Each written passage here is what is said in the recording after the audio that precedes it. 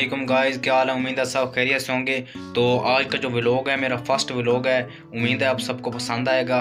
तो vlog start करने से पहले आप सबसे गुजारिश है कि मेरे YouTube चैनल को सब्सक्राइब कर लें ताकि मेरा नया आने वाला व्लॉग आप तक सबसे पहले पहुंच सके।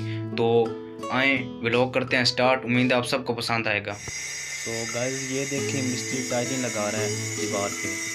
तो अब ये टाइल की मिस्त्री कटाई कर रहा है। तो जब कटाई हो जाएगी तो फिर ये लगाएगा पिलर के ऊपर। तो मिस्त्री कटाई कर रहा है टाइल की। तो अब कटाई होगी, अब मिस्त्री लगाने लगा है पिलर के ऊपर। अब देख सकते हैं कि कैसे लगाता है। और ये दूसरी तरफ देखें कि डॉगी छोटे छोटे कितने प्यारे से इंजॉय कर रहे हैं, खेल रहे हैं, कूद रहे हैं।